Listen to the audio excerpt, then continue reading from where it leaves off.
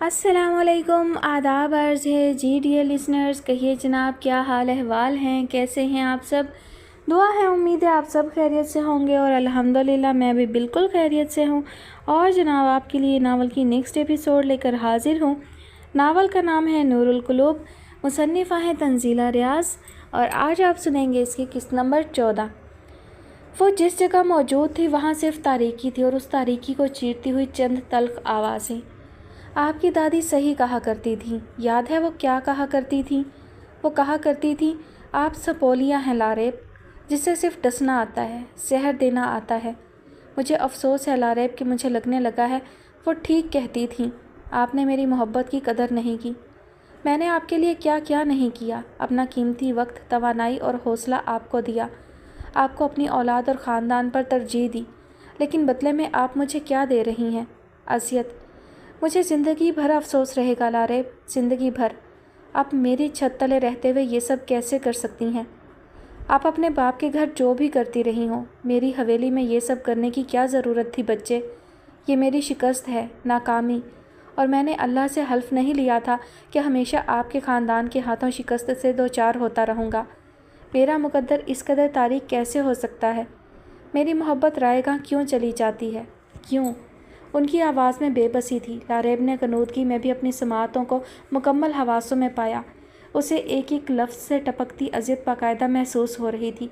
उसकी आँख के एक कोने से नमी की एक वाज़ेह लकीर नीचे की तरफ बनती चली गई, मगर उसके आंसू कभी किसी को नज़र न आते थे। ये आज का किस्सा तो था नहीं, वो बचपन से सब लोगों की ऐसी ही बातें सुनती आई थी। तुम हमारी नस्ल में से नहीं हो, तुम उस नागिन की बेटी हो जिसका डसा पानी भी नहीं मांगता। अपने बाप को देखा है कभी गौर से? तुम्हारी माँ की वजह से इस हाल को पहुँच गया है। ना जिंदों में रहा, ना मुर्दों में। रही सही कसर तुम पूरी कर दो। नागिन की औलाद नागिन ही होती है। हम तुम्हें अपना खून भी पिला दें तो भी तुम हमारी नहीं हो सकती। तुम उसी की रहोगी। तुम्हें किसी की मोहब्बत की कदर नहीं है, बिल्कुल अपनी माँ की तरह। दादी की आवाज़ न जाने किस तरफ से आई थी, मगर उसके हवास भी तल्ख होने लगे। होश संभालते ही उसने घर में दादी को ही देखा था और उनके साथ उसकी जमती ही नहीं थी। वो इतना चीखती चिल्लाती रहती थी कि उसकी समाअतें उनकी गालियों से तब भी गूंजती रहती जब वो खामोश होती थी। दादी को उसकी अनदेखी माँ से नफ़रत थी और वो इस नफ़रत का बरमला इजहार करना पसंद करती थी। लारेब ने उन्हें कब देख रखा था या उनकी मोहब्बत से आशना थी जो वो इस बात पर एतराज़ करती? लेकिन मसला ये था कि जब कभी वो ननिहाल जाती तो वहाँ सब उसके बाप को कोसते रहते थे। बाप के ज़ेरे साया तो वो परवरिश पा रही थी। वो उससे लाताल्लुक़ भी रहते या उसे डांटते भी रहते तब भी वो उनकी परवाह करती थी। लेकिन नाना उसे उनसे मुतनफ़र करते रहते।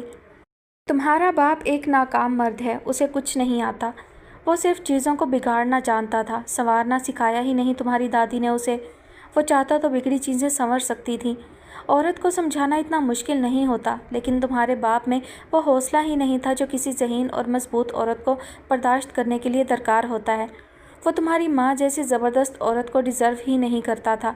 उसने सब कुछ तबाह कर दिया और सज़ा के तौर पर मुझ बूढ़े उम्र रसीदा शख्स से उसकी हीरे जैसी बेटी को भी जुदा कर दिया। सोचो कितना जहर भर दिया तुम्हारे बाप ने उसके अंदर कि वह सबसे मुँह मोड़कर वहाँ पहाड़ों में तन्हा ज़िंदगी गुजार रही है।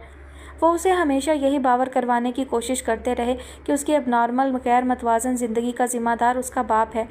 उन्होंने उसके अंदर इतना जहर भर दिया कि उसे खुद भी यही लगने लगा कि उसका बाप अच्छा आदमी नहीं है। उसे उन्हें ज़िक पहुंचाने में, तकलीफ़ देने में सरूर आने लगा। वो हमेशा उससे नाराज़ रहते और खुश तो लारेब भी कभी ना रही थी, लेकिन उसने जीने का यही ढंग सीखा था। वो सबको तकलीफ़ में देखकर खुश होती थी। जब उसके आंसू किसी को तकलीफ़ नहीं देते तो वो किसी के आंसू क्यों पहुँचे?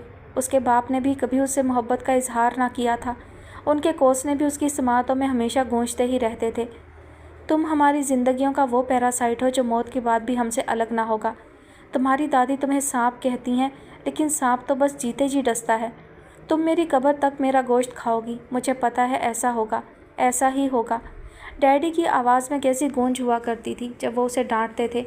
उन्हें कभी एहसास नहीं होता था कि उसे उनकी बातों से तकलीफ़ होती थी, और वो तवक्का रखते थे कि उसे उनकी तकलीफ़ पर तकलीफ़ होगी। ख्वाब की कैफियत में गुडमुड सी आवाज़ें उसका ताक़ुब करती चली जा रही थीं। वो न जाने कब मुकम्मल गनूदगी में चली गई थी। उठ जाओ लड़की, कब तक सोती रहोगी? गुले की आवाज़ पर वो हड़बड़ाकर हवासों में आई थी। उसने आंखें खोलकर नकाहत भरे अंदाज में उस जानिब निगाह की जहाँ वो खड़ी थी। گلے کا اسے اس طرح جگانے کے لیے آنا معمول کی بات نہیں تھی۔ اسے عام طور سے حبیبہ تائی بیدار کرنے آیا کرتی تھی۔ دروازہ کس نے ان لاک کیا؟ اسے یکدم حیرت ہوئی، کیونکہ وہ دروازہ لاک کر کے سویا کرتی تھی۔ اس نے اٹھنا چاہا مگر اسے اپنا بدن کچھ بھاری محسوس ہوا۔ وہ ٹھیک سے اٹھ نہیں پا رہی تھی۔ اسے اپنی آنکھیں بھی بھاری محسوس ہوئیں۔ اسے ہر چیز دھندلی لگ رہی تھی۔ اس نے پردے ہٹ جانے کی وجہ سے کمرے میں آنے والی روشنی پر غور کرنا چاہا۔ سورج کی کرنیں بھی دھندلی سی تھیں، شاید اس کا مطلب تھا ابھی زیادہ وقت نہیں ہوا تھا۔ اس نے بدقت دوسری جانب گردن موڑی۔ دیوار پر وال کلاک نصب تھا، 11:30۔ اتنا زیادہ وقت بھی نہیں تھا کہ گلے اسے جگانے چلی آتی۔ کیا محسوس کر رہی ہو؟ گلے اب اس کے قریب چلی آئی تھی۔ اس نے ہاتھ بڑھا کر خود پر پڑا کمبل ہٹانا چاہا اور تبھی اسے احساس ہوا کہ اس کا بازو بھی طریقے سے ہل نہیں پا رہا، اور تبھی اس پر یہ انکشاف ہوا کہ اس کی کلائی کی پشت پر کچھ گڑا تھا۔ اس کے اعصاب جو گلے کو دیکھ کر تن سے گئے تھے یکدم ڈھیلے ہو گئے۔ ایک بار پھر اس نے سوچا، گزری رات میں اس پر بیتنے والا سب کچھ تصویروں کی طرح اس کے سامنے گھومنے لگا۔ اس نے گولیاں پھانکی تھیں، اور وہ کیا محرکات تھے جنہوں نے اسے گولیاں پھانکنے پر مجبور کیا تھا۔ سب کچھ اسے یاد آنے لگا۔ گزرے واقعات ایسے تصورات میں پھدکنے لگے جیسے سوچ سیڑھیاں اترتی ہے۔ ڈیول مر گیا تھا، حالانکہ وہ اسے صرف نصیحت کرنا چاہ رہی تھی۔ اس کی وجہ سے ایک ننھا معصوم پلہ جان سے ہاتھ دھو بیٹھا تھا۔ اس کی وجہ سے بہت سے لوگوں کو تکلیف پہنچتی رہتی تھی، حالانکہ وہ ان سب سے محبت کرتی تھی۔ وہ انہیں جان بوجھ کر تکلیف نہیں دیتی تھی۔ وہ ایسا سوچ بھی کیسے سکتی تھی؟ وہ کوئی شیطان تو نہیں تھی، وہ تو ایک اچھی معصوم سی لڑکی تھی۔ وہ سوچ رہی تھی، میں جان بوجھ کر کب کرتی ہوں یہ سب؟ میں جان بوجھ کر نہیں کرتی۔ اگر جان بوجھ کر کرتی تو پھر تلافی کے طور پر خود کو اذیت کیوں دیتی رہتی؟ میں کوئی پاگل تھوڑی ہوں میں۔ گلے نے کوئی چیز اس کے بیڈ کی سائڈ ٹیبل پر رکھی۔ آواز اتنی زیادہ نہیں تھی مگر پھر بھی وہ چونک گئی۔ اس نے پہلے کی طرح ذرا سی آنکھیں کھول کر اسے دیکھا۔ اس کے چہرے پر تشویش تھی اور تفکر بھی۔ گلے کو میری پرواہ ہے؟ اس نے پھر آنکھیں موند لیں۔ نہیں، کسی کو میری پرواہ نہیں ہے، کسی کو مجھ سے محبت نہیں ہے۔ سبھی مجھے وبال سمجھتے ہیں، بوجھ سمجھتے ہیں۔ دنیا میں میرا وجود خزاں کے زرد پتے سے بھی گیا گزرا ہے، جس کو پاؤں تلے روندنے سے چرمرانے کی آواز کسی کو تو سکون بخشتی ہوگی۔ میرا وجود تو اتنا بھی کارآمد نہیں ہے۔ میں کیوں پیدا کی گئی ہوں؟ میرا کیا گیا ہر کام لوگوں کو گراں گزرتا ہے۔ میرے ڈیڈی کو کبھی میں اچھی نہیں لگی، ممی نے تو کبھی مجھے دیکھا بھی نہیں شاید۔ خوش الہان کو موقع ملے تو وہ مجھے قتل ہی کرتے۔ اور گلے کا کیا ہے؟ انہیں تو گھر کی چوکھٹ اور دیوار پر لگے مکرامے سے بھی انسیت ہو جاتی ہے، اسی لیے میرے کھانے پینے کے لیے پریشان رہتی ہیں۔ اسے محبت تو نہیں کہہ سکتے۔ محبت تو مجھ سے صرف خان بابا کرتے ہیں، لیکن انہیں بھی جب غصہ آ جائے تو وہ ناراض ہو جاتے ہیں، اور ناراض لوگوں کا رویہ برداشت کرنا کتنا مشکل ہو جاتا ہے۔ کیا میں ہمیشہ مشکلوں میں ہی گھری رہوں گی؟ کیا میری زندگی میں کبھی کوئی آسانی نہیں ہوگی؟ تو پھر اس زندگی کا میں کیا کروں؟ اچھا نہیں ہوگا کہ اس زندگی کو ختم ہی کر دیا جائے، تباہ و برباد کر دیا جائے، آگ لگا دی جائے، بھاڑ میں جھونک دیا جائے، جہنم واصل کر دیا جائے، ہونے کو نہ ہونا کر دیا جائے۔ وہ سوچ کے پاتال میں دھنستی جا رہی تھی۔ کنودگی کا سمندر اسے اپنے ساتھ ایک بار بہائے لے جا رہا تھا۔ ماسی، یہ پیالہ اٹھا لو، ابھی سونے دو اسے، ابھی ادویات کا اثر باقی ہے۔ جب تک یہ خود بیدار نہیں ہوگی کوئی جگانے کے لیے نہیں آئے گا، خان بابا نے کہا تھا۔ اس نے ہوش و حواس سے بیگانہ ہونے سے پہلے یہ جملہ سنا تھا۔ خوش الہان تجسس کے جذبے کے تحت اس کے کمرے تک آیا تھا۔ خان بابا حویلی میں موجود نہیں تھے۔ گلے بھی کچن میں مصروف تھی، اس لیے وہ صرف یہ دیکھنے کی غرض سے وہاں تک آیا تھا کہ اس کی حالت واقعی اتنی ہی خراب ہے جتنی گلے نے بیان کی تھی۔ اس نے ماسی حبیبہ اور گلے کو باتیں کرتے سنا تھا کہ اس کی غنودگی ختم نہیں ہو رہی۔ خوش الہان کو اس بات سے بہت بے چینی محسوس ہو رہی تھی۔ یہ بات تو ان سب کو ہی اچنبے میں ڈال رہی تھی کہ آخر ایک کتے کے پلے سے ایسی کیا محبت پیدا ہو گئی تھی کہ اس نے خود کو بیمار کر ڈالا تھا۔ لیکن خوش الہان کو یقین تھا کہ وہ جھوٹ اور مکر کر رہی ہے۔ اسی تجسس کے ہاتھوں مجبور ہو کر وہ اس طرف آ گیا تھا۔ کمرے کا دروازہ بنا آواز کے کھل گیا تھا۔ کمرے میں ہلکی روشنی بھی تھی مگر وہ خود بستر پر لیٹی ہوئی تھی۔ خوش الہان چند لمحے اس کی جانب دیکھتا رہا کہ شاید وہ بیدار ہو، مگر اس کے چہرے سے اندازہ ہوتا تھا کہ وہ واقعی غنودگی میں ہے۔ دبے قدموں وہ آگے بڑھ کر اس کے بستر کے قریب چلا گیا اور ایک نفرت آمیز نظر اس کے چہرے پر ڈالی اور نہ چاہتے ہوئے بھی چند لمحے اسے دیکھتا رہا۔ وہاں زردی کھنڈی تھی اور چہرہ دیکھ کر اندازہ ہوتا تھا کہ جیسے سوجا ہوا ہو۔ ہونٹ بھی پھولے پھولے سے تھے، آنکھیں بھی اندر کو دھنسی تھیں۔ یہ یقیناً ادویات کا اثر تھا کہ اس کا بدن اور چہرہ پھولا ہوا تھا۔ خوب اداکاری کر رہی ہو تم بی بی، لیکن افسوس میں بالکل متاثر نہیں ہوا۔ میں نے بہت دیکھے ہیں تمہارے ایسے ڈرامے۔ وہ بڑبڑایا تھا اور آگے بڑھ کر سائڈ ٹیبل پر پڑی اس کی ادویات دیکھنے لگا۔ اسے ایسی چیزوں کی زیادہ سمجھ بوجھ نہیں تھی، اس لیے نام پڑھنے پر اکتفا کرتا رہا۔ سائڈ ٹیبل پر نسخہ جات والی ڈاکٹر کی فائل بھی پڑی تھی۔ اس نے بلا وجہ اٹھا کر اس کا جائزہ لینا شروع کر دیا۔ ایک سرسری سی نگاہ ڈال کر وہ فائل رکھنا ہی چاہتا تھا کہ اس کی نظر ڈاکٹر کے ریمارکس پر پڑی۔ انگلش میں ایک متن درج تھا: غلطی سے کوئی زہر نکلا گیا ہے۔ خوش الہان کو جھٹکا لگا۔ لاریب ایسی غلطیاں نہیں کرتی تھی، یہ کام ہمیشہ وہ جان بوجھ کر ہی سر انجام دیتی تھی۔ اس نے اب کی بار سارا ورق اطمینان سے دیکھا۔ اتنی سمجھ اسے ضرور تھی کہ اندازہ ہو جاتا یہ خودکشی کا معاملہ تھا۔ ڈاکٹر نے واضح الفاظ میں زہر کا لفظ استعمال کیا ہوا تھا، مگر خان بابا نے یقیناً یہ بات چھپا لی تھی۔ انہیں پتہ تھا خوش الہان یہاں آئے گا نہیں، اور گلے کو اتنا پڑھنا لکھنا ہی کہاں آتا تھا کہ وہ ڈاکٹری نسخے چھانتی پھرے۔ یا اللہ، یہ لڑکی کیا چاہتی ہے؟ مسئلہ کیا ہے اس کے ساتھ؟ دماغ میں کون سا والا خلل ہے جو درست ہونے کا نام ہی نہیں لیتا؟ غلطیاں یہ کرتی ہے اور اس کی غلطیوں پر پردے میرے بابا کو ڈالنے پڑتے ہیں۔ ہمیں خوش دیکھ نہیں سکتی لیکن خود تو خوش رہے۔ وہ بڑبڑا رہا تھا۔ اسے اب احساس ہوا تھا کہ خان بابا اس قدر دلگیر کیوں نظر آتے ہیں۔ انہیں یقیناً لاریب کی اس حرکت سے دکھ پہنچا تھا۔ اسے پہلی بار لاریب کی حالت دیکھ کر افسوس ہوا۔ تم واپس جا رہے ہو؟ گلے نے اس کے کھلے ہوئے بیگ کو بیڈ پر پڑا دیکھ کر حیرت سے سوال کیا تھا۔ خوش الہان نے مڑ کر اسے دیکھا۔ اس کے چہرے پر مردنی چھائی تھی اور وہ بیمار سی نظر آتی تھی۔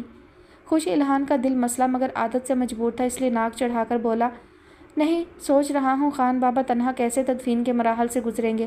مجھے موجود رہنا چاہیے۔ ویسے بھی سنا ہے گناہ گار انسانوں کے جنازے بہت بھاری ہوتے ہیں۔ گلے کے چہرے سے ہی اس کے دل کا دہلتا ہوا حال نظر آنے لگا تھا۔ وہ افسردگی سے اس کی جانب آئی تھی۔ ایسی باتیں کیوں کرتے ہو خوشل؟ اللہ کی ناراضی سے ڈرو۔ میں نے کبھی ایسی کوئی حرکت کی ہی نہیں، جس نے کی ہے اسے ڈراؤ اللہ کی ناراضی سے۔ خوش الہان نے ناک چڑھا کر کندھے اچکائے اور دوبارہ سے بیگ میں دیکھنا شروع کر دیا۔ گلے دھیرے دھیرے چلتی اس کے قریب چلی آئی۔ اس بیچاری کو کیا ڈرانا، وہ تو بیمار ہے۔ اس کے لہجے میں دکھ کی سلگتی سلگتی آنچ محسوس کی جا سکتی تھی۔ گلے ایسی ہی تھی، گھر میں کسی کی بھی بیماری اسے پریشان کر دیا کرتی تھی۔ خوش الہان کا دل چاہا تڑخ کر اس کی بات کاٹے اور اسے بتائے کہ ایسی بیماریاں وہ لڑکی دعوت دے کر بلاتی ہے، مگر چپ رہا۔ اگر خان بابا نے یہ بات راز میں رکھی تھی تو وہ کون ہوتا تھا کسی کو بتانے والا؟ تم نے اس کی خبر گیری کی؟ گلے اس سے پوچھ رہی تھی۔ خوش الہان کا دل چاہا دیوار میں سر مار لے اپنا۔ وہ کھا جانے والے انداز میں اس کی جانب مڑا۔ میں کھوتا نظر آتا ہوں تمہیں جو ایسے مشورے دینے آ جاتی ہو؟ حد ہو گئی۔ جس کی شکل دیکھ کر دل خراب ہونے لگتا ہے اس کا حال احوال پوچھوں جا کر؟ ہاں؟ گلے کے چہرے پر بے چارگی بڑھ گئی تھی۔ بیمار کی خبر گیری مسلمان کے فرائض میں شامل ہے، وہ سمجھا رہی تھی۔ خوش الہان پر کیا اثر ہونا تھا؟ ان محترمہ کو بھی تو بتایا کرو یہ باتیں، یا سارا حقوق العباد کا چیپٹر میں نے ہی پڑھنا ہے؟ ہاں، ہمارے لیے فرائض، ان کے لیے فرینچ فرائز۔ دوگلی گلے۔ وہ پھر سر جھٹک کر بولا۔ گلے قریب ہو کر بیگ میں اس کا سامان بلا وجہ چیک کرنے لگی، پھر نازحانہ انداز میں بولی، کب تک لڑو گے خوشل؟ لڑائی آپ کو اکیلا کر دیتی ہے میرے بچے، نڈھال اور بے بس بھی۔ چھوڑ دو یہ لڑائی جھگڑے۔ گلے نے اس کے سامان کو آخری بار جانچتی ہوئی نگاہ سے دیکھا۔ اس کی پیکنگ مکمل تھی اور وہ جانتا تھا کہ گلے صرف خیر سگالی کے طور پر اس کی چیزیں الٹ پلٹ کر رہی ہے، مگر اس نے اسے ٹوکا نہیں تھا۔ وہ نہ چاہتے ہوئے بھی اسے کافی کچھ سنا چکا تھا۔ خوش الہان کو اس کی پرواہ تھی۔ وہ اپنے والدین کے لیے فکر مند تھا۔ اس نے خان بابا کو بھی کئی گھنٹے بلا وجہ دالان میں چہل قدمی کرتے پایا تھا۔ وہ ان کی اذیت میں اضافہ نہیں کرنا چاہتا تھا، اس لیے خاموش تھا۔ واپسی کا ارادہ بھی اس نے 2 دن مزید اسی لیے مؤخر کیا تھا کہ شاید خان بابا کو اس کی ضرورت ہو، مگر انہوں نے اس متعلق اس سے کوئی بات نہیں کی تھی اور نہ ہی لاریب کے متعلق کوئی نئی بریفنگ دی تھی۔ آج وراثت فارغ تھا تو اس نے سوچا تھا واپس چلا جاتا ہے۔ اکیلے رہ جانا بے حد اذیت ناک ہوتا ہے خانہ۔ انسان کو دل کی بات کہنے کے لیے دیوار کے علاوہ کوئی نہیں ملتا۔ میرے منہ میں خاک جو کبھی تم اکیلے پڑو۔ خدا تمہیں ہمیشہ بھرے پورے خاندان کا حصہ بنائے رکھے۔ تم ہمیشہ ہرے بھرے رہو، آمین۔ اس نے اس کی جیکٹ کو اٹھا کر دوبارہ سے تہہ لگانا شروع کر دیا تھا۔ خوش الہان نے ملامتی نگاہوں سے اس کی جانب دیکھا۔ وہ اسے جھگڑنا نہیں چاہتا تھا، لیکن گلے بات کا رخ جان بوجھ کر اس طرف لے جاتی تھی۔ یہ بات کبھی اپنے شوہر کو کیوں نہیں سمجھائی تم نے؟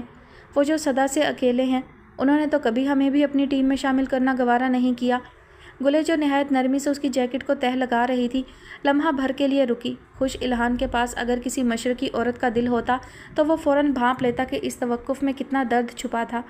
وہ جان جاتا کہ گلے کا دل اس بات پر کیسے نچڑتا تھا، مگر وہ 19 سال کا ایک توانا مرد تھا اور اس وقت اپنی تکلیف میں بھی تھا۔ اسے اپنے درد سے بڑھ کر کسی کا درد نہ لگتا تھا۔ گلے نے گہری لمبی سانس بھری اور پھر بلا وجہ ہنسی، ایسے کہ اس کی آنکھیں نمی سے چمکنے لگیں۔ یہ ہم ماں بیٹے کی بات ہے، ہم کیوں تیسرے فرد کو درمیان میں لائیں؟ کیا ہم اس قابل نہیں کہ کسی غیر مرد کی گواہی کے بغیر کوئی بات کر سکیں؟ خوش الہان نے ناگواری سے اس کے اس جملے کو سنا، پھر مصنوعی ناراضی کے تاثر کے ساتھ اس کے ہاتھ سے جیکٹ چھین لی۔ وہ غیر مرد تمہارے ہمدم و ہمراز اور میرے والد محترم ہیں۔ وہ جیکٹ کو بلا وجہ دوبارہ کھول کر پھر سے تہہ لگا رہا تھا، پھر اس نے اسے بیگ میں اڑس کر رکھنا شروع کر دیا۔ سامان زیادہ تھا اور جیکٹ طریقے سے رکھی نہیں جا رہی تھی۔ گلے ایک بار پھر آگے ہوئی اور جیکٹ کو نکال کر دوبارہ تہہ لگائی، دبا دبا کر اسے اندر کی طرف اڑسا اور نفاست سے انگلیوں کی مدد سے تہیں برابر کرتے ہوئے محبت بھرے انداز میں زپ بند کرنے لگی۔ کچھ باتیں ہم اپنی طرف سے ٹھیک کہہ رہے ہوتے ہیں اور کچھ چیزیں ہم اپنی جانب سے ٹھیک کر رہے ہوتے ہیں، لیکن وہ ٹھیک ہوتی نہیں ہیں، اسی لیے نتائج غلط نکل آتے ہیں۔ وہ غلطی مت کرو جو تمہارے باپ نے کی تھی۔ انہوں نے ہر چیز کو خود ٹھیک کرنا چاہا کیونکہ مدد مانگنا ان کی روایت میں نہیں تھا۔ تم یہ غلطی مت کرنا۔ اس نے زپ بند کر دی تھی۔ خوش الہان نے جھٹکے سے بیگ بیڈ سے اٹھا کر نیچے رکھا۔ گلے نے یکدم اس کو کندھوں سے تھامنا چاہا۔ وہ قد کاٹھ میں اس سے نکلتا ہوا تھا، اس لیے وہ اس کے بازو تک ہی پہنچ سکتی تھی۔ اپنا خیال رکھنا، میں تمہارے ساتھ ہوں، ہمیشہ رہوں گی۔ تم نا امید مت ہو۔ جو خراب ہو جاتا ہے اسے ٹھیک کیا جا سکتا ہے، جو ٹوٹ جاتا ہے اسے مرمت کیا جا سکتا ہے۔ تم نے صرف رشتوں کو گلنے سڑنے سے بچانا ہے، باقی سب کچھ مجھ پر چھوڑ دو۔ وہ اسے تسلی ہی دے رہی تھی لیکن اس پر ذرا اثر نہ ہوا۔ تم کیا کر لو گی گلے؟ تم کیا کر سکتی ہو گلے؟ تم دو آنسو دیکھ کر نرم پڑ جاتی ہو۔ کسی کا بھی گلوگیر لہجہ تمہیں سارے پڑھائے ہوئے سبق بھلا دیتا ہے۔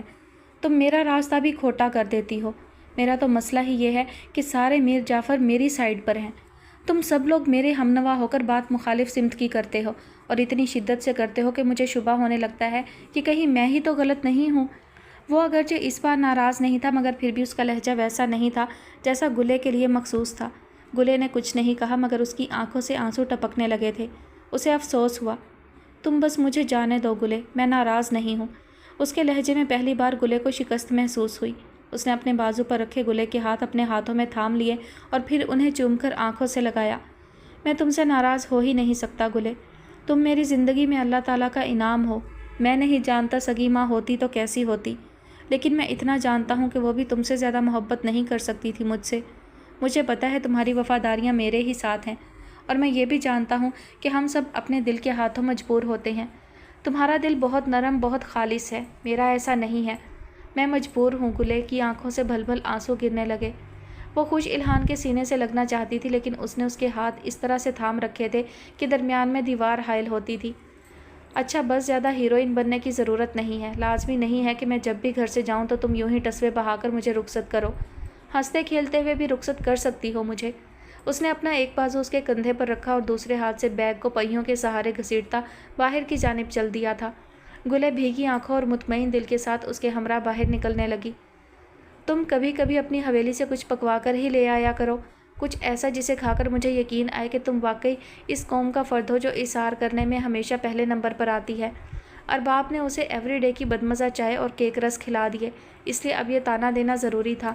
خوش الہان گزشتہ دنوں میں پڑھائے جانے والے ٹاپکس اور نامکمل اسائنمنٹس کی تفصیلات چیک کر رہا تھا۔ اس کا دھیان اپنے موبائل کی جانب تھا جس پر اس نے واٹس ایپ کا اسٹڈی گروپ کھولا ہوا تھا۔ ارباب اسے گھیر کر باتوں کی جانب لے آتا تھا مگر وہ بھی اس طرح کا ارادہ نہیں رکھتا تھا۔ وہ اسے نظر انداز کر رہا تھا۔ وہ جانتا تھا ارباب سے باتیں شروع ہوں گی تو گھر کا ذکر آئے گا اور گھر کا ذکر آئے گا تو لاریب کا تذکرہ ضرور ہوگا جو وہ چاہتا نہیں تھا۔ تم اپنا منہ بند رکھو گے؟ اس نے اکتا کر کہا۔ میرا منہ بند رکھنے کی اتنی خواہش ہے تو کچھ لے آتے نا، گوشت اور چاول کی باہمی سازشوں کا شکار کوئی خوشبودار بریانی، بادام اور دیسی گھی میں شرابور گاجر، دال چنا یا دال مونگ کا حلوہ، مسالے کی آگوش میں تڑپتی مچلتی تلی ہوئی خستہ مچھلی یا نرم نرم چانپے۔ وہ للچائے ہوئے انداز میں کہہ رہا تھا۔ خوش الہان نے ناپسندیدگی سے اس کے للچائے ہوئے انداز کو دیکھا۔ تمہارا دل نہیں کرتا کہ تمہارے دوست تمہاری سخاوت کی داد دیں، تمہارے اثار کو سراہیں، تمہاری دریا دلی کی تعریف کریں؟ وہ اس کے چہرے کی جانب دیکھتے ہوئے سوال کر رہا تھا۔ نہیں، خوش الہان نے سوچا تھا اس کی کسی ایسی بات کا جواب نہیں دے گا جس سے گفتگو کا سرا ہری حویلی کی جانب مڑ سکے، اس لیے اس نے دو ٹوک جواب دیا۔ ارباب نے برا سا منہ بنایا، پھر چھلانگ لگا کر اپنے بیڈ سے اترا اور اس کے بیڈ پر آ بیٹھا۔ تم اصلی پٹھان ہو؟ مجھے یقین نہیں آتا، وہ لہجے میں جی بھر کر مصنوعی تحیر سمو کر بولا تھا۔ خوش الہان نے نگاہیں موبائل سے نہ اٹھائیں۔ ہمارے بزرگ تو پٹھانوں کی سخاوت کے وہ قصے سنایا کرتے تھے کہ میں سمجھتا تھا کہ حاتم طائی بھی نسلی پٹھان تھا، لیکن شکر ہے تم سے ملاقات ہو گئی۔ اب مجھے حوصلہ رہے گا کہ حاتم طائی کبھی میرے بزرگوں کا چاچا ماما رہا ہوگا۔ وہ ہمیشہ کی طرح اناپ شناپ بول رہا تھا۔ خوش الہان نے اسے گھور کر دیکھا۔ تم خاموش رہنے کا کچھ لوگے؟ وہ ناک چڑھا کر پوچھ رہا تھا۔ ہاں، 1000 کا کڑکتا ہوا نوٹ، ارباب نے فوراً جواب دیا تھا۔ شکل دیکھی ہے اپنی، چپیڑ مارنے کو دل نہیں کرتا، تم 1000 کی بات کر رہے ہو؟ خوش الہان نے اس کو اسی کے انداز میں جواب دیا تھا۔ آئے ہائے، اب اگر تم باڈی شیمنگ پر اتر ہی آئے ہو تو بیٹا سن لو، ہمارے ریٹ بھی پرانے والے نہیں رہے۔ اب 1000 دو گے تو بھی چپ نہیں رہے گا ارباب چودھری۔ اب تمہیں اسی شکل کو چومنا پڑے گا، ایک بوسہ مشرقی گال کو اور ایک بوسہ مغربی گال کو۔ دو گے تو چپ کروں گا ورنہ بولتا ہی رہوں گا، ارباب چمک کر بولا تھا۔ خوش الہان کو اس کی بات پر بے تحاشا ہنسی آئی، مگر اس نے موبائل چہرے کے سامنے کر کے اپنے تاثرات چھپانے چاہے اور ناک چڑھا کر بولا، دفعہ اتنا برا وقت نہیں آیا ابھی مجھ پر، اسی لیے تو تم مجھے نسلی پٹھان نہیں لگتے، ہر بات کر کے مکر جاتے ہو۔ اگر حوصلہ نہیں تھا تو اتنے غرور سے پوچھا کیوں تھا؟ خاموش رہنے کا کیا لوگے؟ وہ اس کے لہجے کی نقل اتارتے ہوئے بولا تھا۔ اب کی بار خوش الہان اپنی ہنسی روک نہیں پایا تھا۔ تم چاہتے کیا ہو؟ کیوں زج کر رہے ہو مجھے؟ خوش الہان نے سنجیدگی سے سوال کیا تھا۔ خلاف توقع ارباب کا چہرہ بھی انتہائی سنجیدہ ہو گیا۔ میں چاہتا ہوں ہم نہایت سنجیدگی سے لاریب کے بارے میں بات کریں، مجھے تمہیں کچھ بتانا ہے۔ خوش الہان کے چہرے کے تاثرات بدلے۔ پلیز ارباب، خدا کا واسطہ، میں پہلے ہی گھر سے انتہائی بیزار ہو کر آیا ہوں، تم یہاں بھی مجھے سکون سے رہنے نہیں دینا چاہتے تو بتا دو، میں کہیں اور شفٹ ہو جاتا ہوں، لیکن اس موضوع پر مزید کوئی بات نہیں ہوگی، وہ دو ٹوک انداز میں بولا تھا۔ ارباب اس کے چہرے کی جانب بغور دیکھ رہا تھا۔ صرف ایک بار اور خوش الہان، آخری بار، پرامس، اس کے بعد تم نہیں چاہو گے تو میں اس کا نام بھی نہیں لوں گا۔ ایسا بردباری اور سنجیدگی میں لپٹا التجائیہ انداز اس نے پہلے کبھی نہیں اپنایا تھا۔ خوش الہان کچھ کہہ ہی نہ پایا۔ وہ میری بڑی بہن تھیں مگر سوتیلی، میری امی ان سے سخت نفرت کرتی تھیں اور وہ بھی میری امی کو ذکر پہنچانے کا کوئی موقع ہاتھ سے جانے نہ دیتی تھیں۔ ارباب نے کہنا شروع کیا تھا۔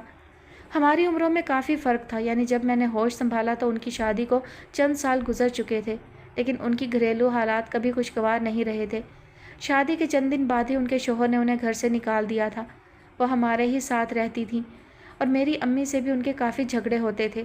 مسئلہ یہ تھا کہ ان کے خاوند انہیں مجبور کرتے تھے کہ وہ ابا جی سے اپنے حصے کی زمین مانگیں، تبھی وہ انہیں اپنے ساتھ واپس لے جائیں گے، جبکہ ہماری طرف سب اس بات کے خلاف تھے۔ تم جانتے ہو خوش الہان، ہم زمینداروں کے ہاں زمین کا درجہ معشوقہ سے 2 درجہ آگے ہوتا ہے۔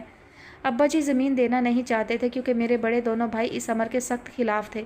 وہ آپا کے سگے بھائی لیکن میرے سوتیلے بھائی ہیں۔ وہ تب تک صاحب اولاد ہو چکے تھے۔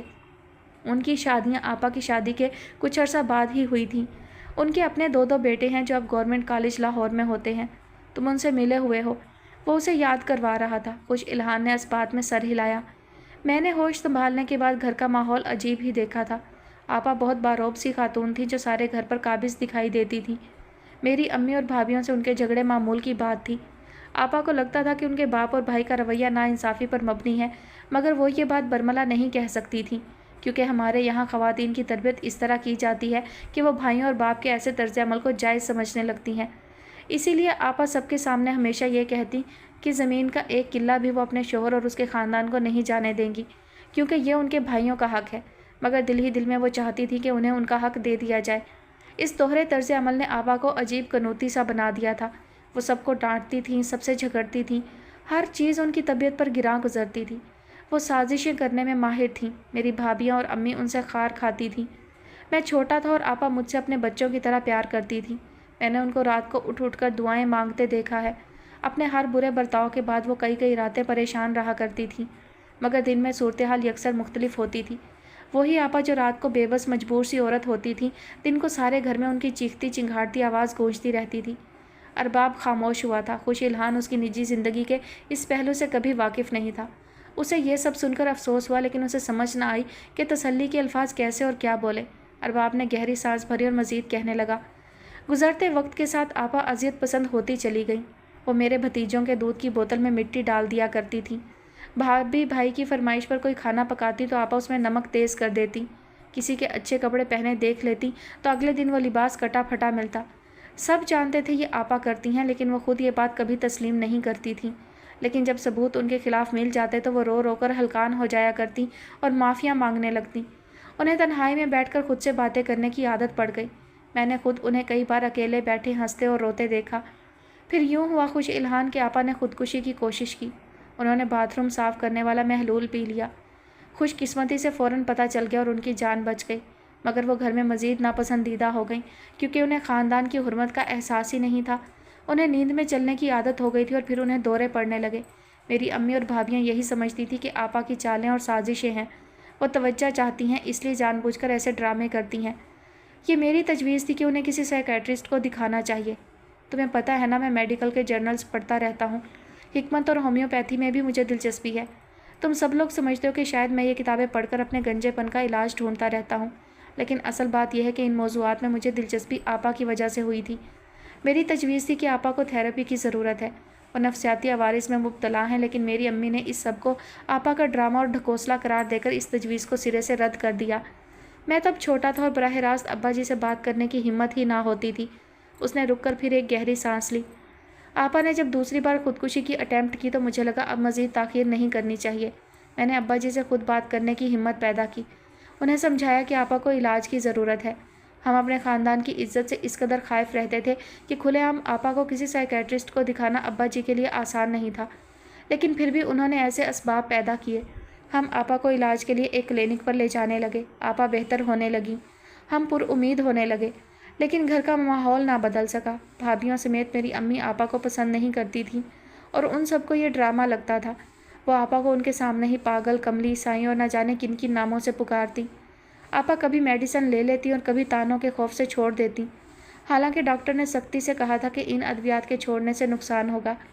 خیر، آپا کی حالت مزید بگڑتی گئی اور تیسری بار جب انہوں نے خودکشی کی کوشش کی تو گھر کی خواتین نے اسے سنجیدہ ہی نہیں لیا۔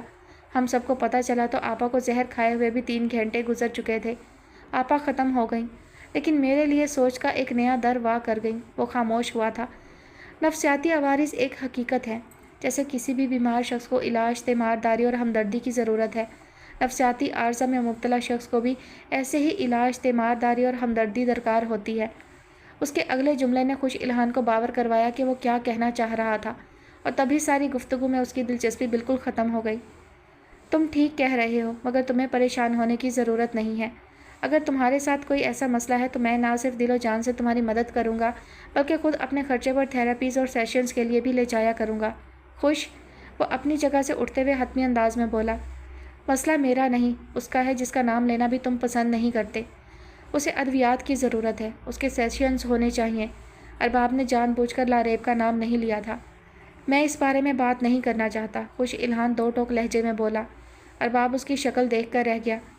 کیا یہ تمہارا آخری فیصلہ ہے؟ اب کی بار وہ کچھ نہیں بولا، لیکن اس کا انداز یہ باور کروانے کو کافی تھا کہ وہ اس سے زیادہ کچھ نہیں کر سکتا، اور سب کچھ سمجھتے ہوئے بھی اس موضوع میں ویسی دلچسپی نہیں لے سکتا جیسی ارباب چاہتا ہے۔ ارباب نے کندھے اچکائے اور اپنی جگہ سے اٹھ کھڑا ہوا۔ ٹھیک ہے بٹ گرام کے لگڑ بگے، مجھے پتہ ہے تم متاثر نہیں ہوئے۔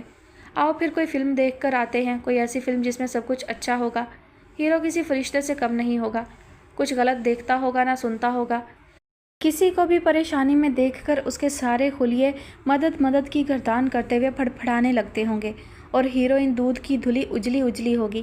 وہ اپنے بوڑھے باپ کی دوائی خریدنے کے لیے بار میں ڈانس کرتی ہوگی اور پارٹ ٹائم میں ڈرگز بیچتی ہوگی، مگر ہیرو کو پھر بھی اس کی معصومیت کا یقین آ جائے گا۔ جب یہ فلم دیکھ کر تمہارا دل بہل جائے گا تو پھر واپس آ کر ہم دوبارہ ان لوگوں کی باتیں کرنے کی کوشش کریں گے جن کے حالات ناموافق رہے اور جن کی قسمت نے کبھی ان کا ساتھ نہ دیا۔ اپنا جملہ مکمل کر کے وہ بنا اس کی جانب دیکھے کمرے سے باہر نکل گیا تھا، جبکہ خوش الہان اپنی جگہ پر کھڑا اس کے الفاظ پر غور کرتا رہا۔ ارباب جو کر گیا تھا وہ طنز نہیں تھا، بلکہ طنز کی یلغار تھی۔ کمینہ، وہ ناک چڑھا کر بڑبڑایا تھا۔ اس کی اور خدیجہ کی آشنائی بہت جلد گہری دوستی میں بدل گئی تھی اور اس کا کریڈٹ خدیجہ کو ہی جاتا تھا۔ وہ نہ صرف زندہ دل اور ہنسمکھ تھی، بلکہ اسے دل جیتنے کا ہنر بھی آتا تھا۔ وہ زہرا جیسی کم کو سنجیدہ لڑکی کو بھی باتیں کرنے پر اکسا لیا کرتی تھی۔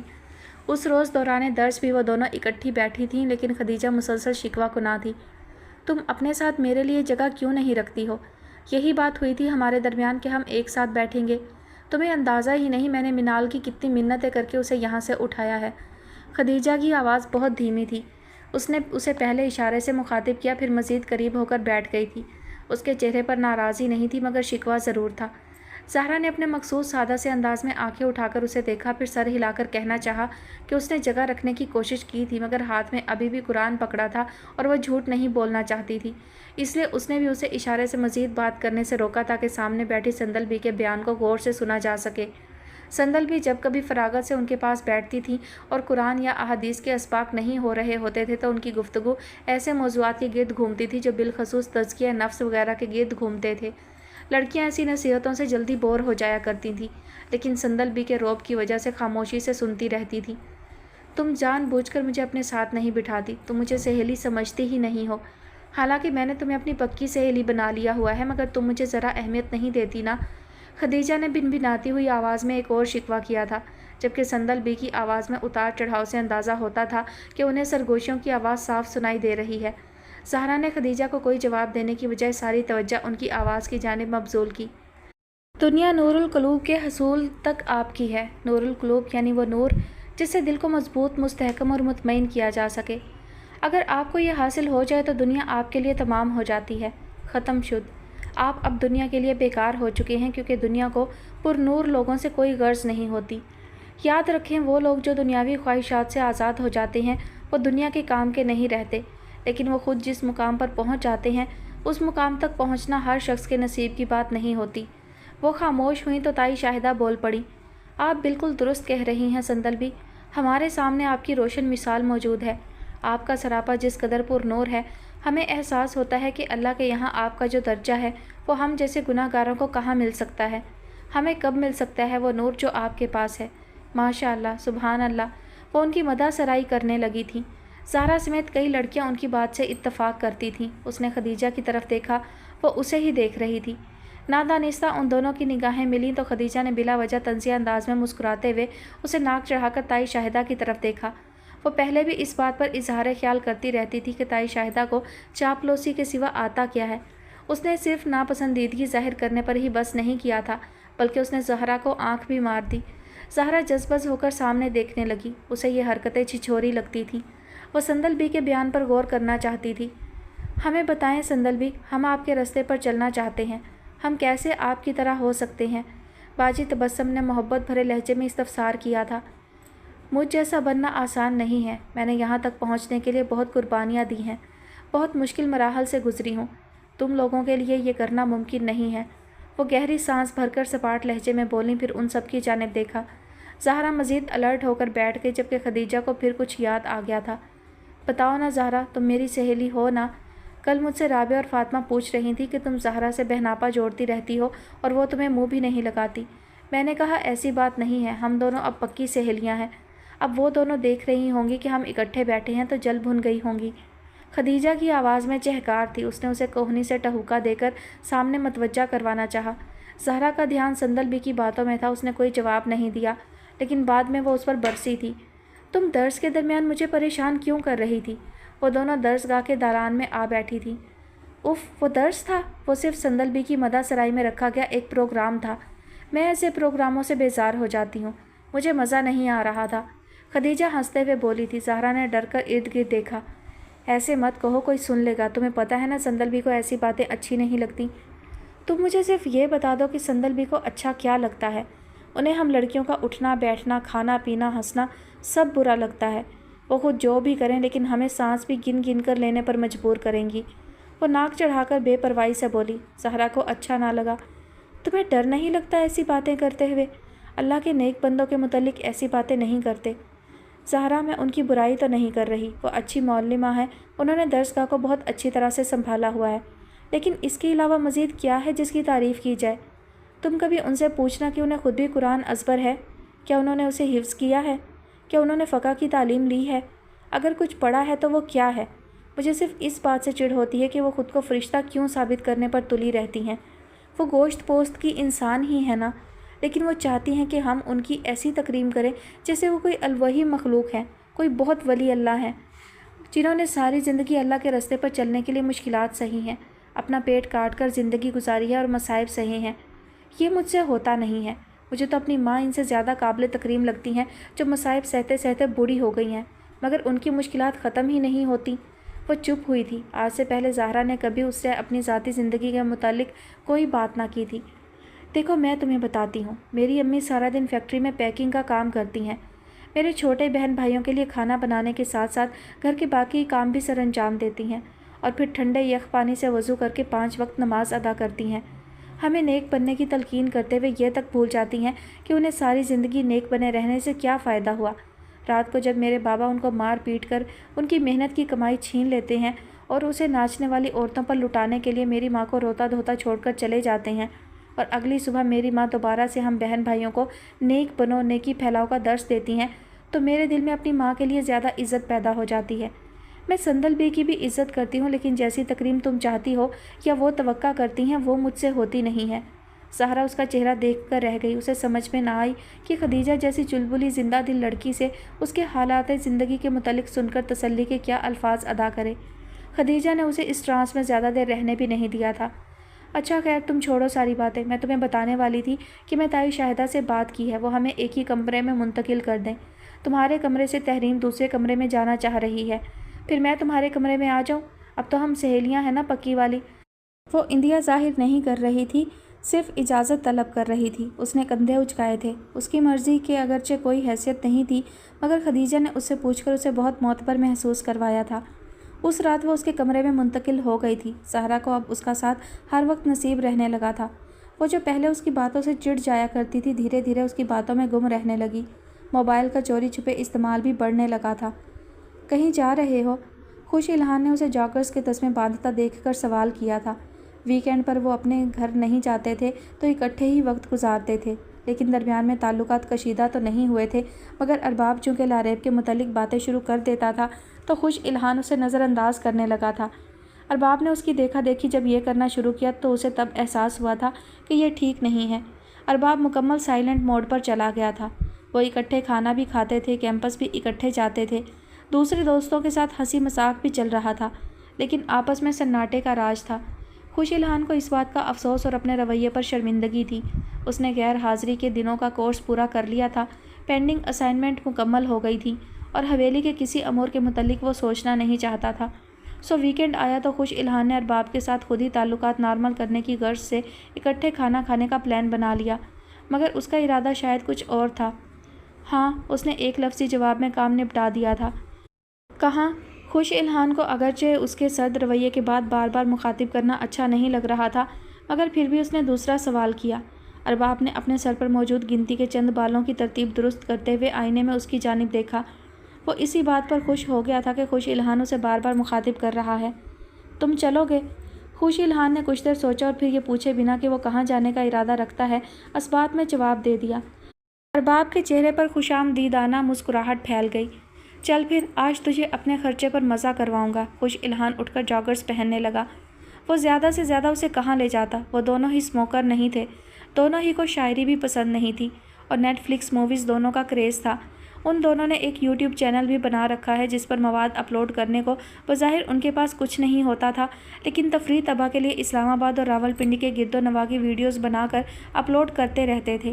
پھر دونوں ہی گوشت خور تھے، اس لیے امید تھی کہ خوش الہان بوریت کا شکار نہیں ہوگا، لیکن جب کرائے کی بائک پر وہ I-10 والے راستے پر مڑے تو وہ کچھ چھٹکا، مگر یہ سوچ کر خود کو تسلی دی کہ یہ ممکن نہیں۔ مگر ارباب نے جب بائک عین اس ولا کے سامنے جا کر روکی تو اس کا مزاج برہم ہو چکا تھا۔ میں ان سے نہیں ملنا چاہتا، ان کی شکل بھی نہیں دیکھنا چاہتا، اس نے بائک سے اترتے ہوئے قطعیت سے کہا۔ ارباب نے مصنوعی حیرت سے گردن جھٹکی۔ کیوں؟ وہ نامحرم ہیں؟ وہ اطمینان سے بائک سے چابی نکال کر بیل بجانے لگا تھا۔ خوش الہان اپنی جگہ سے 1 انچ بھی نہ ہلا۔ ارباب گیٹ سے واپس مڑ کر اس کے قریب آیا۔ یار لڑکیوں کی طرح بیہیو مت کیا کرو، مرد کے بچے بنو، وہ کھا نہیں جائیں گے تمہیں۔ اچھے انسان ہیں وہ، انسانوں سے بات کرنے کو ترستے ہیں۔ آج ان سے ہر قسم کا رشتہ داری بھلا کر ملو، تم دیکھنا وہ تمہیں اچھے لگیں گے۔ ارباب کی انتہائی سنجیدہ لہجے میں اسے نصیحت تھی۔ خوش الہان نے چڑھ کر اسے دیکھا، اسے ارباب پر غصہ آنے لگا تھا۔ اس نے اس کا ہاتھ پکڑ لیا اور گیٹ کے قریب لے گیا۔ انکل داؤد اسے دیکھ کر خوش ہوئے، لیکن ارباب کو دیکھ کر بہت زیادہ خوش ہوئے۔ خوش الہان کو چند منٹوں میں ہی اندازہ ہو گیا تھا کہ وہ دونوں آپس میں کافی بے تکلف ہو چکے تھے، اور یہ یقیناً ایک حادثاتی ملاقات کی وجہ سے نہیں تھا۔ انکل داؤد کی گفتگو سے اندازہ ہوتا تھا کہ ارباب ان کے یہاں آتا جاتا رہتا ہے۔ وہ اسے پہلے کی طرح نڈھال بھی نہیں لگ رہے تھے۔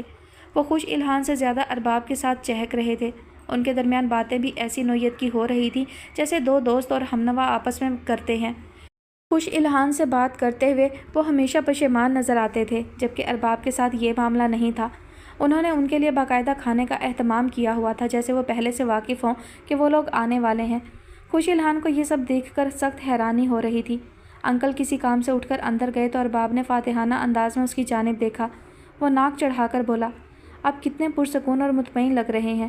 ظاہر ہے اپنی بلا ہمارے سر منڈ چکے ہیں، اب انہیں کس چیز کا ڈر اور بے چینی۔ ذرا ان سے پوچھو تو صحیح میرے باپ کو کس طرح ورگلایا تھا۔ ارباب نے گہری نگاہ سے اس کی جانب دیکھا۔ کیا پتہ تمہارے باپ نے انہیں ورگلایا ہو۔ خوش الحان کی پیشانی پر تنفر سے لکیریں نمایاں ہونے لگیں۔ اس نے ابرو اچکا کر اسے گھورا، پھر ناگواری سے بولا، ان کے پاس ایسا کیا ہے کہ میرا باپ یہ حرکت کرے؟ یہ جس جگہ بیٹھے ہو اسے کبھی غور سے دیکھا ہے؟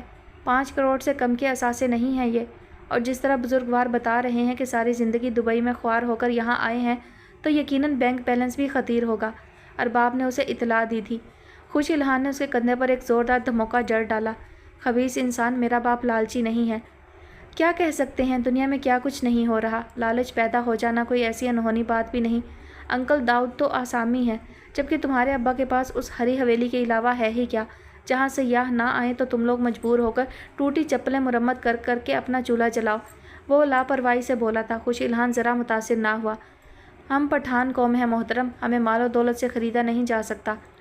میری بات سن بھائی، میں پٹھان قوم سے نہیں ہوں، مجھے بآسانی خریدا جا سکتا ہے۔ میں خوشی خوشی بکنے کو تیار ہوں۔ ویسے بھی میرے ابا، چاچا، بھائیوں، بھتیجوں میں بٹوارے کے بعد میرے حصے میں 10-5 لاکھ سے زیادہ آنے والا نہیں ہے۔ تم مجھے انکل کو پٹانے دو، کیا پتہ وہ میرے یوٹیوب چینل کے لیے امیر ہونے کے گر بتانے پر راضی ہو جائیں۔ تم مجھے اپنا کام کرنے دو۔ اس سے پہلے کہ خوش الحان اس بات کا کوئی جواب دیتا، انکل کمرے سے نکل کر ان کی جانب آ گئے۔ اس کے بعد وہ تو خاموش ہی بیٹھا ارباب کی منصوبہ بندی کے متعلق سوچتا رہا، لیکن وہ دونوں باہم شعر و شکر گفتگو میں مگن رہے۔ چائے پینے تک وہ انہیں اپنے دبئی کے تجربات بتاتے رہے۔ ان کے کئی ایک دوست بھی وہاں تھے۔ انہوں نے ارباب کو یہ پیشکش بھی کی کہ اگر وہ ڈگری مکمل کر کے دبئی میں جاب تلاش کرنا چاہے تو وہ اس کی مدد کر سکتے ہیں۔ کاش تم نے یہ محنت کچھ عرصہ پہلے کی ہوتی تو آج تم بھی خوش ہوتے اور میں بھی خوش ہوتا۔ واپس جاتے ہوئے خوش الحان نے اسے طنزیہ انداز میں جتایا تھا۔ ارباب نے بائک کی رفتار دھیمی ہی رکھی ہوئی تھی اور سڑک پر بھی ہجوم نہیں تھا، اس لیے اس کی آواز بخوبی سنی جا سکتی تھی۔ میں تو خوش ہی ہوں اور میری دلی خواہش ہے کہ تم بھی خوش رہو، اسی لیے تو میں چاہتا ہوں کہ تم اپنے اور لاریب کے تعلق کے روشن پہلو بھی دیکھو۔ 5 کروڑ کا ولا دیکھ کر بھی تمہارا دل نہیں پگھلا؟ بالکل نہیں، میں اتنا کمینہ نہیں ہوں۔ اس کے لہجے میں قطعیت تھی۔ اس بات کی تو میں بھی گواہی دیتا ہوں، انسان اچھے ہو تم، بس تھوڑے سے ضدی ہو، مگر کیا کر سکتے ہیں، پھول کے ساتھ کانٹے بھی تو ہوتے ہی ہیں نا۔ کر لیں گے برداشت تمہاری ضد بھی، وہ خوشگوار انداز میں بولا۔ خوش الحان نے عقب سے اس کا کان زور سے کھینچا۔ شرافت سے حقیقت اگل تو تم مجھے یہاں کیوں لائے؟ کیا خان بابا نے تمہیں یہ سب کرنے کو کہا تھا؟ ارباب نے گردن ہلائی۔ نہیں باخدا نہیں، یہ میرا آئیڈیا ہے۔ میں چاہتا ہوں تم ان سے ملو، شاید تمہیں یہ سمجھنے میں آسانی ہو کہ وہ کیا حالات تھے جن کی وجہ سے لاریب ایسی سائیکک ہو گئی۔ شاید تمہیں یہ سمجھنے میں آسانی ہو کہ ہر آؤٹ آف آرڈر چیز کو گھر سے باہر پھینک دینا ہی مسئلے کا حل نہیں ہوتا، اور شاید تمہیں یہ سمجھنے میں بھی آسانی ہو کہ چیزیں ٹھیک کرنے کا آپشن ہمیشہ انسان کے ہاتھ میں ہوتا ہے۔ وہ ناصحانہ انداز میں کہہ رہا تھا۔ خوش الحان نے کوئی جواب نہیں دیا تھا۔ گلے کہاں ہیں آپ؟ وہ خود چل کر کچن تک آئی تھی، کیونکہ کمرے میں تنہا بیٹھے رہنے سے اس کو وحشت ہونے لگی تھی۔ وہ اگرچہ اب پہلے سے بہتر تھی، لیکن بیماری والی کیفیت سے نکل نہیں پا رہی تھی۔ اس کے ذہن میں عجیب عجیب سے خیالات آتے تھے، جس میں سب سے بنیادی خیال خود کو اذیت پہنچانے کا تھا۔ وہ پہلے بھی ایسی کیفیت کا شکار رہی تھی اور اسے اس کیفیت سے ڈر لگتا تھا۔ اسے خود پتہ نہیں چلتا تھا اور وہ ایسی کوئی حرکت کر بیٹھتی تھی۔ اسی لیے جب وہ زیادہ تنگ ہوتی تھی تو گلے کے پاس آ کر بیٹھ جاتی تھی۔ ماسی حبیبہ بھی کچن میں تھی۔ اس کی آواز پر اس نے مڑ کر دیکھا، پھر ناک چڑھا کر دوبارہ رخ اپنے کام کی جانب مبذول کر لیا۔ وہ شرمندہ سی ہو کر اندر آ گئی۔ گلے فوراً اس کے قریب آئی تھی۔ ارے تم، اچھا کیا جو یہاں آ گئی، کمرے میں بیٹھی تو بیزار ہو جاتی ہوگی، یہاں کرسی پر بیٹھو۔ اس نے ایک سمت میں اشارہ کیا۔ لاریب چھوٹے چھوٹے قدم لیتی کرسی پر جا کر بیٹھ گئی۔ کچھ کھانے کی خواہش ہے تو بتاؤ، مرغی، مچھلی، گوشت، دال، سبزی، وراثت موجود ہے، میں ابھی منگوا لیتی ہوں۔ گلے نے محبت بھرے لہجے میں پوچھا تھا۔ نوڈلز بنائیں؟ آپ اجازت دیں تو میں بناؤں؟ مجھے ایک ہی چیز بنانی آتی ہے، وہ سادہ سے لہجے میں بولی۔ ہاں ٹھیک ہے، تمہیں کوئی اور چیز چاہیے تو بتا دو، میں ابھی وراثت سے منگوا لیتی ہوں، گلے نے کہا تھا۔ ماسی حبیبہ جانے کون سی سرگرمی میں مشغول تھی۔ یہ بات سن کر اس نے ہاتھ میں پکڑا برتن شیلف پر پٹکا اور دھپ دھپ کرتی باہر نکل گئی۔ گلے نے اس کی اس حرکت پر جذبس ہو کر اسے دیکھا مگر منہ سے کچھ نہیں بولی۔ ماسی حبیبہ مجھے پسند نہیں کرتی نا، مجھے پتہ ہے، اٹس نارمل، مجھے کوئی بھی پسند نہیں کرتا، لاریب نے اسی سمت دیکھتے ہوئے کہا جہاں ماسی گئی تھی۔ اس کا لہجہ ابھی بھی سادہ ہی تھا، جیسے اسے اس بات سے کوئی فرق بھی نہ پڑتا ہو اور اس نے بات برائے بات کی ہو، مگر گلے کو دکھ ہوا تھا۔ نہیں نہیں بچی، ایسی بات نہیں ہے، ماسی حبیبہ بوڑھی ہو گئی ہے، تھک جاتی ہے جلدی، اب وہ 1-2 گھنٹہ آرام کر کے آئے گی، تم دل میں کچھ برا مت سوچو، پہلے ہی تم بیماری سے اٹھی ہو، ایسی سوچیں مت سوچو جو تمہیں تھکا دیں، لاریب بلا وجہ مسکرائی۔ سوچنا اپنی مرضی سے کب ہوتا ہے، سوچ تو خود بخود دماغ پر حملہ آور ہو جاتی ہے اور پھر ساری توانائی کھا جاتی ہے۔ گلے نے بے چارگی سے اس کے سراپے کو بغور دیکھا۔ وہ بہت کمزور ہو گئی تھی، چہرہ مرجھا چکا تھا اور سارے وجود پر لاغر پن کی چھاپ تھی۔ اس سے پہلی بار ملنے والا سوچ بھی نہیں سکتا تھا کہ وہ کس قدر سازشی ذہن کی مالک ہے۔ کیا سوچتی رہتی ہو میری بچی، تمہاری عمر تو خوشکن خواب دیکھنے کی ہے، پھول گلابوں جیسی باتیں کرنے کی ہے، تم کیوں ایسی باتیں سوچتی ہو جو تمہاری توانائی کو ختم کر دیں؟ گلے نے پیار سے اس کے چہرے پر ہاتھ پھیرا۔ اس نے سر اٹھا کر اسے دیکھا۔ مجھے ڈر لگتا ہے گلے، بہت زیادہ، مجھے لگتا ہے میں بہت اکیلی ہوں اور کسی کو میری حاجت نہیں ہے، کوئی مجھے اپنے ساتھ نہیں رکھنا چاہتا، سب مجھ سے جان چھڑوانا چاہتے ہیں۔ آپ نے دیکھا، خان بابا مجھ سے ملنے بھی نہیں آتے، ماسی حبیبہ وہ جگہ ہی چھوڑ دیتی ہیں جہاں میں موجود ہوتی ہوں، خوش الہان کو بھی مجھ سے نفرت ہے، آپ بھی کب تک برداشت کریں گی مجھے؟ ایک دن آپ بھی مجھ سے تنگ آ جائیں گی۔ حالانکہ میں تو کسی کا برا نہیں چاہتی، کسی سے نفرت نہیں کرتی، میں تو بس سکون سے زندگی گزارنا چاہتی ہوں، لیکن وہ جو کہہ رہی تھی، اگرچہ گلے اس سارے متن سے متفق نہیں تھی مگر پھر بھی اسے اس پر ترس آیا۔ وہ 18-19 سال کی ایک بچی ہی تو تھی جس کی شخصیت کا دوہرا پن اگر ان سب کے لیے پریشانی کا باعث تھا تو وہ بھی کس قدر ناخوش تھی۔ اللہ تمہارے سارے خواب پورے کرے، تمہیں ہر آفت سے بچائے، کوئی نفرت نہیں کرتا تم سے، ایسے مت سوچو، گلے نے پچکار کر اسے تسلی دی تھی۔ کیسے نہ سوچوں؟ کیا کوئی ایسا کھانا بنانا آتا ہے آپ کو جو میری سوچ کو کنٹرول کر سکے؟ وہ نہایت معصومیت سے سوال کر رہی تھی۔ خوش الہان موجود ہوتا تو اس کی اس حرکت کو اداکاری کہہ کر داد ضرور دیتا۔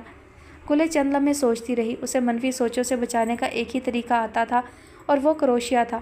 وہ جب کروشیا کرنے میں مگن ہوتی تھی اس کا دھیان بٹ جایا کرتا تھا۔ گلے کو پہلا خیال یہی آیا، تم کروشیا بناؤ گی میرے ساتھ؟ میں سکھاؤں گی تمہیں، میرے پاس بہت سے دھاگے ہیں اور کروشیا بھی، لاریب نے کندھے اچکائے۔ میں نئی چیزیں سیکھنے میں بہت نکمی ہوں گلے، لیکن اگر آپ چاہتی ہیں تو میں سیکھ لیتی ہوں، وہ سابقہ معصوم سے انداز میں بولی۔ گلے کو اس پر جی بھر کر پیار آیا، وہ اگر واقعی اس کی بہو کے درجے پر فائز ہوتی تو ان کی بہت اچھی دوستی ہو سکتی تھی۔ نہیں، ایسے تم کو مزہ نہیں آئے گا، تم وہی کام کرو جو تمہیں اچھا لگتا ہے، جس سے تمہیں سکون ملتا ہے، وہ ہنس کر بولی۔ لاریب چند لمحے خاموش رہی، پھر بے چارگی سے بولی، مجھے صرف ایک چیز سے سکون ملتا ہے، اذیت، مجھے اذیت دینے میں مزہ آتا ہے گلے۔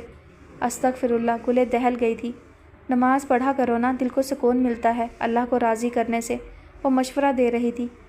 میرے دل کو کسی چیز سے نہیں ملتا گلے، وہ خود بھی جیسے بے بس ہو چکی تھی۔ آج کل کی لڑکیاں موبائل پر کتنا مصروف رہتی ہیں، تم موبائل استعمال کر لیا کرو، تمہیں شاید اچھا لگے۔ گلے کو خود بھی احساس تھا کہ وہ بے سروپا مشورے دے رہی ہے، لیکن وہ اور کر بھی کیا سکتی تھی؟ پتہ نہیں کون سی لڑکیاں ہوتی ہیں وہ گلے، مجھے تو ذرا دلچسپی نہیں ہے، لاریب نے سادگی سے کہا تھا۔ گلے اس کی عدم دلچسپی کو محسوس کر کے خاموش ہو گئی تھی۔ تمہیں نیند آ رہی ہے؟ طیبہ نے اسے مسلسل جماہیاں لیتے دیکھ کر ناگواری سے سوال کیا۔ زہرا اسے سورہ لقمان سنا رہی تھی، لیکن درمیان میں جماہی لیتی تو طیبہ جان بوجھ کر رک جاتی تھی۔ اس کے تسلسل میں رکاوٹ پیدا ہو رہی تھی جس سے جھنجھلا کر اس نے یہ سوال کیا تھا۔ زہرا کو شرمندگی سی ہوئی، اس نے فوراً نفی میں سر ہلا دیا۔ نیند تو نہیں آ رہی، بس وہ سر میں تھوڑا درد ہے اس وجہ سے، وہ ٹھیک سے وضاحت بھی نہ کر سکی تھی۔ طیبہ کے چہرے کے تاثرات بدلے، اب وہاں کچھ عجیب سی کیفیت نمایاں ہونے لگی تھی۔ زہرا تم کچھ بدلتی جاتی ہو، تمہارا دھیان کہیں گم رہتا ہے، سبق میں بھی دلچسپی کم ہوتی جاتی ہے۔ سورہ لقمان کتنی بار دہرائی ہوئی ہے تم نے، اور میں نے ایسے فرفر آیا کرتی تھی تمہیں، لیکن آج پہلی 5 آیات میں ہی تم نے اتنی غلطیاں کر لی ہیں۔ اٹھو، قرآن لو اور وہاں اکیلے بیٹھ کر دوبارہ سے دہرائی کرو، 10 منٹ بعد آ کر سنانا، تب تک میں اپنا سبق دہرا لیتی ہوں، وہ نصیحت کرتے ہوئے بولی۔ زہرا کو طیبہ سے اس جملے کی توقع نہ تھی، وہ اس سے جونیئر تھی اور کئی بار تائی شاہدہ کے کہنے پر وہ ان کے گروپ کو پڑھاتی ہی تھی۔ اس کے منہ سے یہ بات سن کر اسے بہت سبکی محسوس ہوئی۔ ایک غلطی ہی ہوئی ہے، کوئی قیامت تو نہیں آ گئی؟ تم تو ایسے تانے دینے لگ گئی جیسے کوئی بہت بڑا گناہ ہو گیا ہو۔ جاؤ، میں نہیں سناتی تمہیں، میں خود ہی دہرا لوں گی اپنا سبق۔ میں 5 منٹوں میں سورہ بقرہ سنا کر فارغ ہو جاتی ہوں، سورہ لقمان نہ آتی ہوگی مجھے؟ تم اپنی پڑھائی پر دھیان دو، کل بھی اتنا اٹک رہی تھی تم۔ سناتے سناتے پیچھے سے سب بھول جاتی ہو اور غلطیاں نکال رہی ہو میری پڑھائی میں۔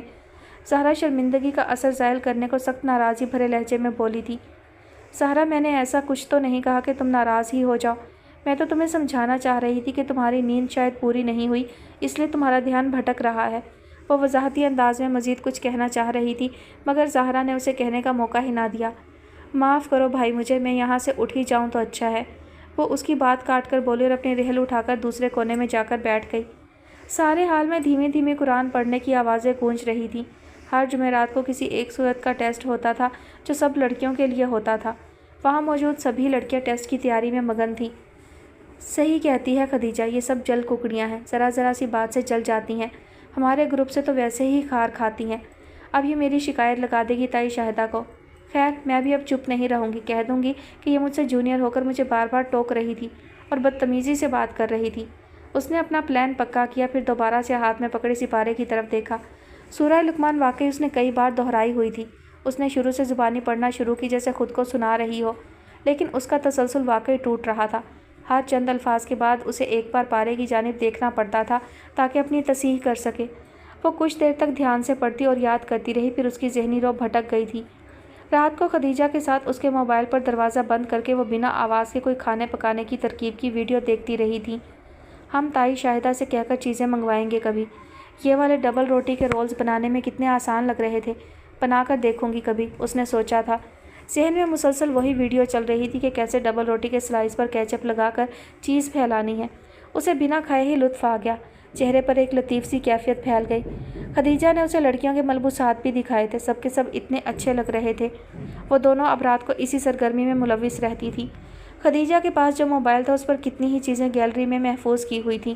وہ رات کو سونے سے پہلے کچھ دیر کچھ نہ کچھ دیکھتی ضرور تھیں، کبھی کوئی کھانا پکانے کی ترکیب، کپڑوں کے ڈیزائن یا پھر خوبصورت بننے کے ٹوٹکے۔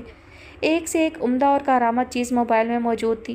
اگرچہ زہرا کو ہمیشہ یہ خدشہ ستاتا رہتا تھا کہ تائی شاہدہ کو خبر نہ ہو جائے، مگر خدیجہ بہت نڈر اور بے خوف تھی، وہ اسے بہلا لیتی تھی۔ اس کی اپنی دلچسپی بھی ہر گزرتے دن کے ساتھ موبائل میں بڑھتی جا رہی تھی۔ خدیجہ، تم کہہ رہی تھی نا اب کی بار گھر گئی تو کوئی اچھا ڈرامہ موبائل میں بھروا کر لاؤ گی، یہ بات بھول نہ جانا۔ اسی روز رات کو وہ اسے یاد کروانے لگی۔ ہاں میں نے سوچا تو تھا، لیکن زہرا مسئلہ یہ ہے کہ ڈرامہ کیسے دیکھ سکیں گے ہم؟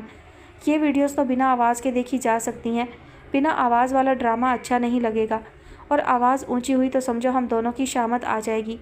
وہ اس خیال سے مزید متفق نہیں تھی۔ زہرا کو مایوسی ہوئی۔ یہ بھی ٹھیک ہے، لیکن پھر اس موبائل کا فائدہ؟ میں خوامخواہ کا دھڑکا الگ رہتا ہے، کسی نے دیکھ لیا تو ڈانٹ الگ پڑ جائے گی، زہرا نے کہا تھا۔ خدیجہ چند لمحے خاموش رہی، پھر بولی، تم کتنی ڈرپوک ہو، خوامخواہ ہر بات سے ڈرتی رہتی ہو۔ قصور تمہارا بھی نہیں ہے، درسگاہ کا ماحول ہی کچھ زیادہ ڈرانے والا ہے۔ یہ سب ہمیں ڈراتی بھی تو کتنا ہے، ہماری زندگیاں کس قدر بے رونق بنا رکھی ہیں انہوں نے۔ خود تو بازار بھی چلی جاتی ہیں اور ہمیں درسگاہ سے باہر بھی نہیں جانے دیتی۔ ہم کیا کانچ کی چوڑیاں ہیں جو ٹوٹ جائیں گی، یا روئی کے گالے جو ہوا سے بھی میلے ہو جاتے ہیں؟ ڈرنا چھوڑ دو زہرا، یہ کچھ نہیں کر سکتی، یہ صرف جلتی ہیں ہم سے اور کوئی بات نہیں ہے۔ زہرا نے اس کی بات پر سر ہلایا مگر موضوع پھر اسی جانب موڑ دیا۔ ابھی تم اس موبائل کی بات کرو، ہم نے اس سے کون سا قسطنطنیہ فتح کر لینا ہے؟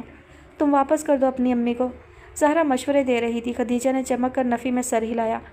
امی کو واپس نہیں دے سکتی، پہلے ہی اتنے سچ جھوٹ گھڑ کے ان سے موبائل ہتھیایا ہے۔ ان کو واپس دیا تو وہ میرے بھائی کو دے دیں گی، اور بھائی پھر مجھے ہاتھ بھی نہیں لگانے دے گا اسے۔ تم بھی اتنی جلدی ہتھیار نہ ڈال دیا کرو۔ یہ موبائل ہے، اسے آدھی دنیا کہتے ہیں لوگ۔ سوچتی ہوں اس سے کیا جانے والا کوئی اور دلچسپ کام، تاکہ زہرا بی بی کو مزہ آ سکے۔ آخر میری سہیلی نے پہلی بار کوئی فرمائش کی ہے۔ وہ دوستی کا دم بھرتے ہوئے ہنس کر بولی تھی۔ زہرا اس کی محبت پر مسکرائی۔ یہ دیکھو میرے پاس کیا ہے۔ اس سے اگلے ہی روز خدیجہ نے اسے ایک کاغذ پر لکھے کچھ نمبرز دکھائے۔ پہلی سرسری نظر میں زہرا سمجھ نہ پائی کہ وہ کیا نمبرز ہیں۔ تعویذ لائی ہو؟ اس نے سوال کیا تھا۔ خدیجہ کھلکھلائی۔ تمہارے لیے تو تعویذ ہی ہے، دل سے لگا کر رکھنا۔ اس کے چہرے پر شرارت پھیلی تھی، وہ ایک بار پھر مسکرائی تھی۔ زہرا کو کوفت ہوئی، اس قسم کے جملے اسے ایک عجیب کیفیت سے دوچار کر دیتے تھے۔ خدیجہ نے کاغذ اس کے سامنے لہرایا۔ پوچھو تو صحیح کیا ہے، وہ اسے اکسا رہی تھی۔ ہاتھ میں دو تو کچھ سمجھ بھی آئے، ایسے کیا پتہ چلے گا، زہرا نے کہا۔ وہ کپڑے پریس کر کے فارغ ہوئی تھی۔ درس گاہ میں سب کوئلوں والی استری سے کپڑے پریس کرتے تھے۔ کام نپٹا کر وہ اسی استری کے گرد ہاتھ سینک رہی تھی۔ خدیجہ نے اس کے سامنے ایک بار پھر کاغذ لہرایا۔ کسی کا فون نمبر لگ رہا ہے۔ زہرا نے بغور دیکھا تو اسے اندازہ ہو گیا تھا۔ واہ، ذہین لڑکی ہو بھائی، اب یہ بھی بوجھ لو کہ کس کا نمبر ہو سکتا ہے۔ خدیجہ بات کو طول دینے میں ماہر تھی۔ تمہاری امی کا؟ زہرا کو یقین تھا کہ نمبر اس کی امی کا ہی ہوگا۔ پگلی، امی کا نمبر تو محفوظ ہے موبائل میں، یہ امی کا نہیں ہے۔ وہ ہنستی جا رہی تھی۔ اسے بے تحاشا ہنسنے کی عادت تھی اور زہرا اس سوچ کے ساتھ بڑی کی گئی تھی کہ لڑکیوں کو بلا وجہ اونچا اونچا نہیں ہنسنا چاہیے۔ خدیجہ کے ساتھ رہنے سے وہ بدل رہی تھی، مگر پھر بھی تربیت کا اثر اتنی جلدی نہیں جا سکتا تھا، اسی لیے وہ ایسی باتوں سے الجھنے لگتی تھی جس میں بلا وجہ ہنسی شامل رہے اور بات کا متن ادھورا رہ جائے۔ ویسے بھی کسی کے فون نمبر میں اسے کیا دلچسپی ہو سکتی تھی؟ دیکھو ایسی شکلیں مت بناؤ، میں اتنی مشکل سے گیٹ پر رکھے رجسٹر سے تمہارے لیے نکال کر لائی ہوں اور تم بیزار شکلیں بنا کر مجھے دیکھ رہی ہو، اس نے چڑھایا۔ تم اتنی پہیلیاں کیوں بوجھنے لگتی ہو؟ صاف صاف بتاتی کیوں نہیں کس کا نمبر ہے؟ زہرا کو ابھی بھی کوئی دلچسپی محسوس نہیں ہوئی تھی۔ اسی حویلی والے کا جس کو دل دیا ہوا ہے تم نے، جس کے خواب دیکھتی ہو دن رات، وہ ہنستے ہوئے بولی، لیکن زہرا ساکت رہ گئی تھی۔ ریڑھ کی ہڈی میں عجیب سی سنسناہٹ شروع ہوئی تو کانوں کی لو پر جا کر ختم ہوئی۔ اس کا چہرہ سرخ ہو گیا تھا۔ خدیجہ کتنی اللہ والی تھی، اسے اس کے دل کی خبر کیسے ہو گئی تھی؟ کیا کہہ رہی ہو؟ مجھے نہیں چاہیے کسی کا نمبر، فضول میں ہی۔ اس سے بات بھی نہیں ہو پا رہی تھی۔